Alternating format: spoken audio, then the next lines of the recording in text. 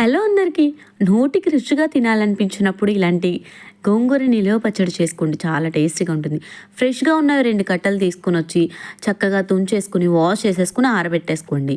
ఆరబెట్టిన తర్వాత లైట్గా ఆరినా పర్వాలేదు, మనకి నిలువ పచ్చడి చాలా బాగుంటుంది.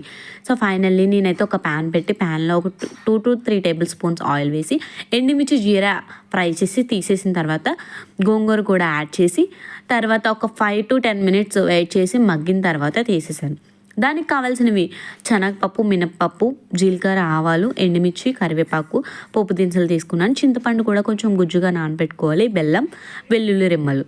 ఫైనల్లీ ఫ్రై చేసుకున్న గోంగూరని మిక్సీలో వేసి కొంచెం సాల్ట్ కూడా యాడ్ చేసి ఒకసారి మిక్సీ చేసుకున్న తర్వాత చింతపండు గుజ్జు, ఫ్రై చేసుకున్న ఎండుమిర్చి కూడా యాడ్ చేసి గ్రైండ్ చేసుకోవాలి. తర్వాత బెల్లం కూడా తగినంత యాడ్ చేసుకుని ఇంకా ఎలాంటి వాటర్ కూడా యూజ్ చేయకూడదు. చింతపండు గుజ్జుగా నానబెట్టుకుంటాం కదా, అది మాత్రమే యూజ్ చేయాలి.